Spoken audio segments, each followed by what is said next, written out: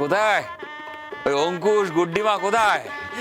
একটু পরেই তো গায়ে হলুদের অনুষ্ঠান, তা ছেলের বাড়ি মেয়ের বাড়ি একসঙ্গে অনুষ্ঠান হচ্ছে বলে কি সব অনুষ্ঠান হবে না নাকি? আমরা কিন্তু খুব কড়া, সব বুঝে নেব। এই যে আপনারা এসেছেন, আমার কাল থেকে যে কি আনন্দ হচ্ছে আমি কি বলবো। পরিচয় করে দিই, হ্যাঁ। এই আমার গিন্নি। হ্যাঁ, আরে দাঁড়িয়ে আছেন কেন? আসুন আসুন, বসুন বসুন। এই তোমরা একটু ওদিকটা গিয়ে দেখো না গো, একটু দেখে দুকে নিও কেমন। আসুন আসুন দাদা, আসুন। হ্যাঁ, বসুন, বসুন। বলছি যে ওই ডাকুন বরকনেকে ডাকুন। ও হ্যাঁ হ্যাঁ, ডাকি। মুন্নি, ও মুন্নি। হ্যাঁ মা, এদিকে আয়। বলো। বলছি কি মুন্নি, এই যাও বৌদিকে গিয়ে একবার ডাক। এখনই বৌদি বলবো নাকি? আরে বাবা, তুমি কি সন্ধ্যাবেলার জন্য অপেক্ষা করছো নাকি? আমি তো কাল থেকে এসেই বৌদি বলা শুরু করে দিয়েছি। না, কথায় বলে লাখ কথা না হলে বিয়ে হয় না। আগে বিয়েটা হোক, তারপর বৌদি বলে ডাকবো। ওমা, হে আবার কি কথা? এইসব কথা আবার বলে নাকি অলক্ষণে? হ্যাঁ, তুই যে কি করিস না সত্যি। অলক্ষণে আবার কি মা? যতক্ষণ না বৌদি হচ্ছে ততক্ষণ গুড্ডি দিয়ে বলে ডাকবো, আর যখন বৌদি হয়ে যাবে তখন বৌদি বলে ডাকবো। আর এই বৌদি ডাকটা নতুন নতুন তুলে রাখি, পরে ডাকবো, বুঝলে? আমি তো ভাবতেই পারিনি আমার দাদা ভাই বিয়ে করবে। কাল রাতে কত গল্প করলাম, কথা বললাম, আমাদের সারা রাত ঘুমই হয়নি। কিন্তু সকালবেলা উঠে দেখছি দাদা ভাই নেই, কোথায় যে গেল সেটাই তো বুঝতে পারছি না। ও মা, এই তো মা। এই যে যার কাছে খোঁজ থাকবে তাকে জিজ্ঞেস করি।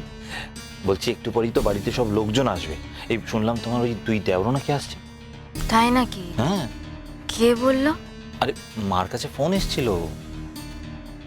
তাই নাকি মা?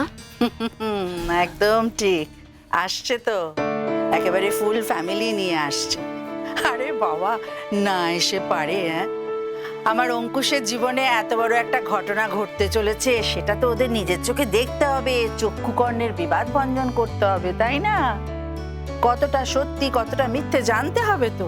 তবে জানেন তো, গুড্ডি আমায় বলেছিল ওরা আসবে। বড্ড দূরদর্শী মেয়ে। ও পুলিশে চাকরি করতো, ওর দূরদর্শিতা না থাকলে চলে? তবে একটা কথা বলতে পারি, যেই আসবে সেই ওর প্রতি মুগ্ধ হয়ে যাবে। তো অঙ্কুশ কোথায়? ওকে দেখছি না। হ্যাঁ, আমি ওকে সকাল থেকে দেখছি না। হয়তো কোথাও বেরিয়েছে। তোমাকে বলে যায়নি? না। তাহলে আর কি আঁচলে বাঁধলে? আঁচলে তো বাঁধতেই পারোনি। এই যে উজ্জ্বল, উজ্জ্বল আমাকে না বলে কোথাও যেতে পারবে? যেই দিনই যাবে ওই কানাডা থেকে সোজা বাড়ি চলে আসবো, টাটা বলে। ওই কানাডা আছে বলেই তাই। না হলে কি আছে বলো, চেনা জানা? না মানে ওখানে তো ওই বাঙালি অ্যাসোসিয়েশন, খুব অল্প লোক চেনা জানা আর কি। আর অফিসে তো যন্ত্রের মতো কাজ করি। বাড়ি ফিরে শুধু ও আর মেয়ে। ও তো চলে এলে মেয়েকে নিয়ে চলে আসবে। তাই ওকে একটু মানে হাতে রাখি আর কি। কি বললে? তুমি বলতে পারলে কথাটা? না মানে যা সত্যি তাই বললাম। আচ্ছা, যেভাবেই হোক আর যে কারণেই হোক, বেঁধে যে রেখেছে এটাই তো সব থেকে বড় কথা। ঠিক বলেছ। বেশ, এটা তো আমার বাপের বাড়ি, তাই না? বাপের বাড়ি এসেছি, যাও দেখি, যাও, কোথায় না বলে যাবে, যাও। যাবে? এখন আর তুমি যাবে না? না না, এখন যাই আর তারপর তুমি কানাডায় গিয়ে আমাকে নাকে দড়ি দিয়ে ঘোরাও। ওই রিস্ক কেউ নেয়? জানেন দিদি, আমার বাকি দুই ছেলে তাদের সংসার, তাদের ছেলে মেয়েদের নিয়ে ভারী আনন্দে থাকে। শুধু আমার মনে কোনো আনন্দ ছিল না। অঙ্কুশের জন্য না মনটা সবসময় খারাপ থাকতো। কথা বলার মধ্যে ছিল আমার এই মুন্নি। ওই রোজ ফোন করে করে আমার সাথে কথা বলতো ঘন্টার পর ঘন্টা। তবে কথা বলতে কিন্তু ওই দাদা। তাহলে বুঝতেই পারছেন, এই বিয়েতে আমার পরেও যদি কারোর আনন্দ হয়, সে হলো আমার এই মেয়ে মুন্নি। মানুষটার আশা তো ছেড়েই দিয়েছিলাম। মানুষটাকে যে আবার আমাদের মধ্যে ফিরে পাবো, সেটাই আর কোনোদিন আশা করিনি। বৌদি, তোমাকে দেখো, দিদি বলি বা বৌদি বলি যাই বলি না কেন, খুব ছোট বৃত্তের মধ্যে ফেলে দেওয়া হবে।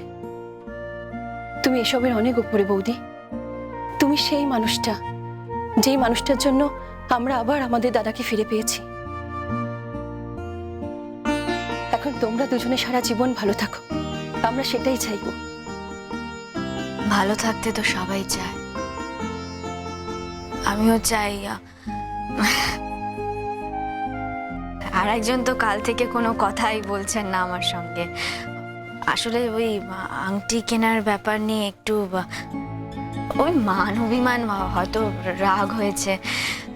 সকাল থেকে তো আশেপাশে কোথাও দেখতে পাচ্ছি না, ব্যাপারটা যে কি হলো, কি কারণে, কোথা থেকে কিছুই বোঝা যাচ্ছে না, কোথায় যে চলে গেল। কিন্তু ছেলেটা গেল কোথায়? হ্যাঁ, এতক্ষণ তো সময় দেওয়া যাবে না।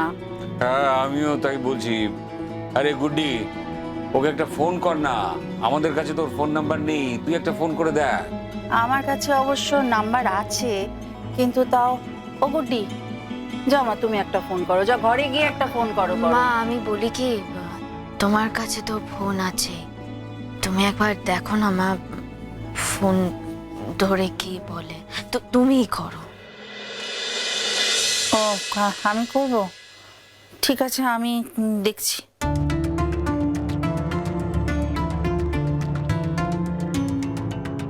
দেখেছো কোথায় গেছে, ফোনটা নিয়ে গেছে কিনা কে জানে। না না, ও ফোন নিয়ে যাবে, আমি ওকে বলেছি ফোন নিয়ে যেতে। হ্যাঁ, যাবেই বা কোথায়? এতদিন না ওই একা একা কোথাও বেরোতে দিতাম না, অনেক রকম ঝামেলা ছিল তো। কাছে পিঠে যদি কোথাও গিয়ে থাকে, এতক্ষণে তো চলে আসার কথা। 2-3 ঘন্টা তো সময় হয়েই গেল, ওকে কোথাও দেখছি না। কেন আসছে না বুঝতে পারছি না। দেখো কাণ্ড, ফোনটা তো ধরছে না। মা, আরেকবার ফোন করো না। করছি তো ফোন, ফোন না ধরলে কি করা যায় বলো তো? তোর কোনো আইডিয়া নেই কোথায় যেতে পারে? না গো জেঠুমনি, সত্যি কোনো আইডিয়া নেই।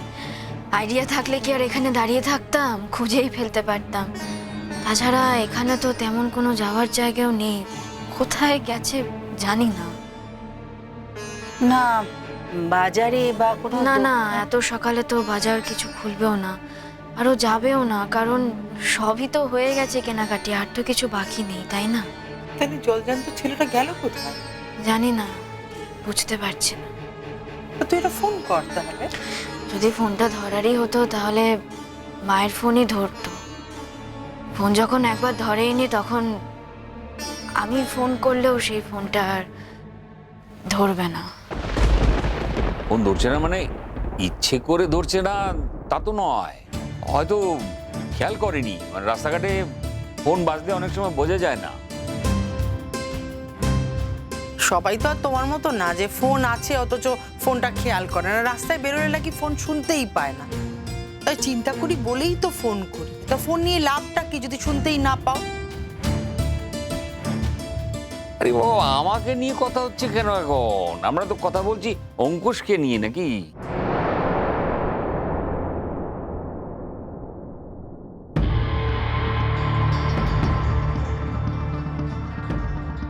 এই দেখো, আবার তো ফোন ধরলো না।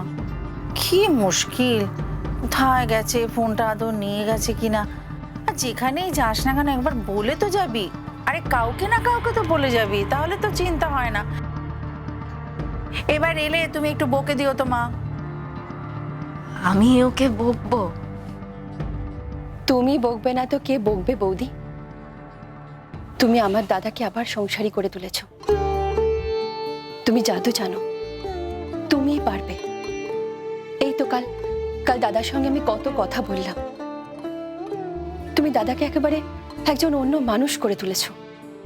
শুধু অন্য মানুষ করেছে তা না, তুমি দেখো বৌদি দাদাকে কি করে। না মানে দাদার মধ্যে তো সম্ভাবনা ছিল, বৌদি এবারে সেই সব সম্ভাবনাগুলোকে কাজে লাগাবে। আমি মার কাছে কিছু কিছু শুনেছি, শুনেই বুঝে গেছি।